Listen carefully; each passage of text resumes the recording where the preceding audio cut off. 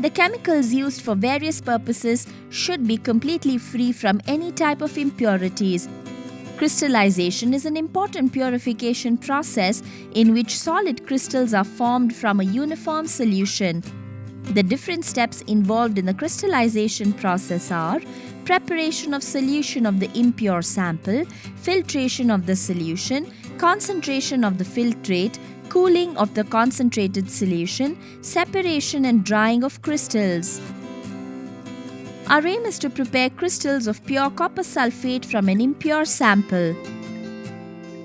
Materials required: crude sample of copper sulphate, dilute sulfuric acid, distilled water, ethyl alcohol, cold water mixture, 250 ml beakers, china dish, glass rod, spatula, funnel, filter paper, measuring jar, test tube, watch glass, evaporating dish, trough, stand with lamp, and sand bath.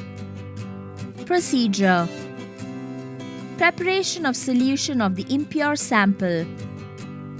Take about 30 ml of distilled water in a beaker.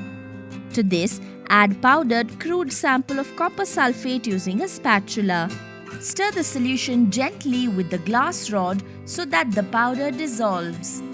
Add the powdered sample several times till a little of it remains undissolved in the beaker, even if it is stirred for some time.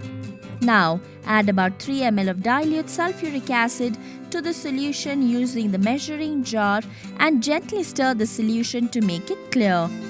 This prevents the hydrolysis of copper sulphate. Filtration of the solution. Place a filter paper in the funnel and clamp the funnel to the stand. Place the china dish under the funnel. The stem of the funnel should touch the wall of the china dish to avoid the solution splashing out. Pour the solution into the funnel over the glass rod and collect the filtrate in the china dish. The insoluble impurities are left on the filter paper. Concentration of the filtrate. Heat the china dish in a sand bath till the solution is reduced to about 1/3 of its original volume.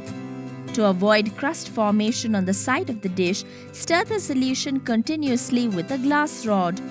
To know if the solution has reached its crystallization point, remove a drop of the solution at the end of the glass rod and cool it by blowing. The appearance of a crust or tiny crystals on the glass rod shows that the crystallization point has been reached. Now, transfer the hot saturated solution into the evaporating dish. Cooling of the concentrated solution. Place the evaporating dish containing the hot saturated solution in a trough containing water. Cover the dish with the watch glass and allow it to cool slowly for some time. As the solution cools, deep blue crystals of copper sulphate separate and the crystallization will complete after half an hour. Separation and drying of crystals. Decant the mother liquor carefully into a beaker.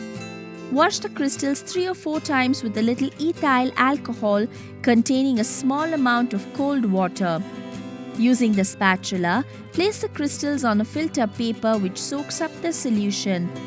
Transfer the crystals on another filter paper and dry them by pressing gently between the folds of the filter paper. Now, transfer the crystals into a dry test tube. The crystals of pure copper sulphate are transparent and blue. Precautions. The filtrate should be evaporated slowly by gently heating during concentration.